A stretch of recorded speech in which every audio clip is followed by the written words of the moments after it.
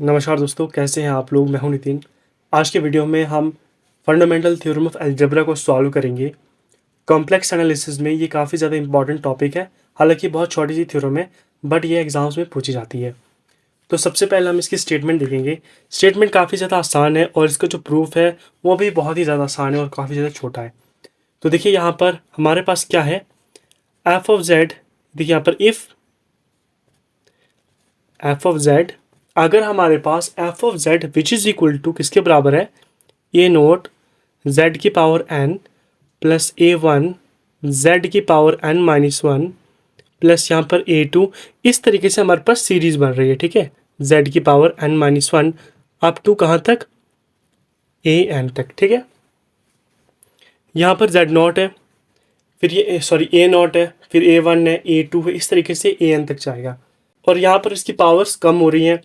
यहाँ पर जेड की पावर एन है, फिर जेड की पावर एन माइनस वन है, जेड की पावर एन माइनस टू है, यहाँ पर जेड की पावर एन माइनस टू आएगा, ठीक है।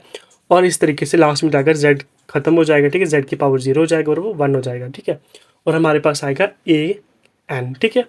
ओके, अगर हमारे पास एफ जेड इसके इक्वल है, ठीक है, और जो ए एन है, ठीक है, सॉरी ए नोट है, ये जो ए नोट है वो ज़ीरो के इक्वल नहीं है, be a polynomial, be a polynomial in Z, ठीक है, then F of Z which is equal to zero हो जाएगा। At least has at least one root in, कहाँ पर एक रूट कम से कम हमें मिलना चाहिए, कहाँ पर, जेड प्लेन में, ठीक है। स्टेटमेंट क्या बोलती है, if F of Z which is equal to इसके बराबर, यानी ए नोट जेड की power N plus A one Z की पावर एन माइनस वन, इसी तरीके से अप टू ए एन तक, फिर जो ए नोट है वो जीरो के इक्वल नहीं है, be a polynomial in Z, then F of Z is equal to zero has at least one root in Z plane, ठीक है। तो ये इसकी स्टेटमेंट है। अब हम इसका प्रूफ देखते हैं। अब हम प्रूफ लेते हैं इसका। हमने बताया, हमने क्या बताया, हमने बताया कि F of Z which is equal to zero has at least one root in Z plane, ठीक है। हमें स्टेटमेंट से पता चला कि कम से कम उसका एक रूट तो होना ही चाहिए जेड प्लेन में, ठीक है। प्रूफ में हम क्या लेते हैं, सबसे पहले लेते हैं अगर पॉसिबल है, if possible, if possible let करते हैं हम कि एफ ऑफ जेड जो है वो इक्वल टू ज़ीरो है, has no root in Z plane, ठीक है।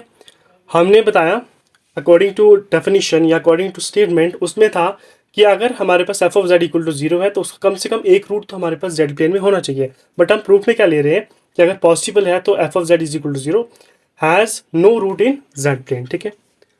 अगर ये जेड प्लेन में कोई भी रूट नहीं है, इसका मतलब क्या हो गया, therefore F of Z which is not equal to zero, ठीक है। एफ ऑफ जेड जो है वो इक्वल नहीं होगा जीरो के, right. For all, for any value, for any value of z plane, sorry, for any value of z in z plane, ठीक है, in z plane, कोई भी वैल्यू z के लिए z प्लेन में वो क्या हो जाएगी, हम उससे डिफाइन कर क्या करेंगे, वी डिफाइन, हम उसे डिफाइन करते हैं f ऑफ z से। और जो ये बड़ा f है f ऑफ z, ये किसके इक्वल होगा, one by F of Z के, which is equal to one by, जो हमने अभी स्टेटमेंट में लिखा था हमने वही लिखना है यहाँ पर।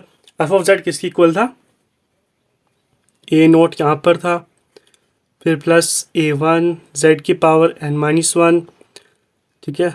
यहाँ पर कॉमा नहीं है, ये जेड वन है, ठीक है, plus up to A N तक, ठीक है।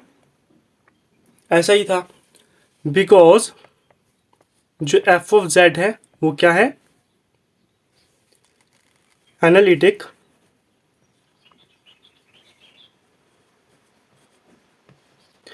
Analytic and F of Z which is equal to which does not equal to 0, right. इसका यही मतलब बनता है ना। हाँ लिखा था हमने, यहाँ पर लिखा था, ठीक है। अब इसका मतलब क्या हो गया हमारे पास, देयरफॉर जो हमारे पास एफ ऑफ जेड है, ये बड़ा वाला F, capital F Z is, ये क्या हो जाएगा, ये भी हमारे पास एनालिटिक हो जाएगा for all values of Z. हर एक वैल्यू जेड की जो वैल्यू हर एक के लिए वो एनालिटिक हो जाएगा, ठीक है। ऑल्सो जो एफ ऑफ जेड है, अगर हम इसका मॉड करेंगे, ठीक है, ये टेंस करेगा ज़ीरो को एज, ये जो जेड है ये टेंस करेगा इन्फिनिटी को, ठीक है। ओके, अगर ये ऐसा कर रहा है, इसका मतलब जो हमारा एफ ऑफ जेड है, एफ ऑफ जेड क्या हो जाएगा, is bounded. F of Z हमारा बाउंडेड हो जाएगा। और देयरफॉर अगर हमारे पास कोई फंक्शन एनालिटिक है और वो बाउंडेड भी कर रहा है किसी एक पॉइंट पर जेड पर, तो हमारे पास क्या बोलता है, यहाँ पर एक थ्योरम आती है हमारे पास, बाय लियोलिस थ्योरम। लियोलिस थ्योरम ये क्या बोलता है कि जो एफ ऑफ जेड है वो क्या है, इज कांस्टेंट। हम इस पर भी एक प्रूफ करेंगे इसका। ये काफ़ी ज़्यादा इंपॉर्टेंट थ्योरम है कॉम्प्लेक्स एनालिसिस में, और ये भी काफ़ी ज़्यादा पूछी जाती है, ठीक है। तो इसका भी हम प्रूफ करेंगे। ओके, तो ये आ गया, राइट। अब देखिए, which implies F of Z is constant, which is contradiction. यहाँ पर कॉन्ट्रोडक्शन होगी। कॉन्ट्रोडक्शन क्यों होगी, क्योंकि सॉरी, बिकॉज हमारे पास जो एफ ऑफ जेड है इज नॉट कांस्टेंट पॉलिनोमिनल। कांस्टेंट पॉलिनोमिनल, ठीक है।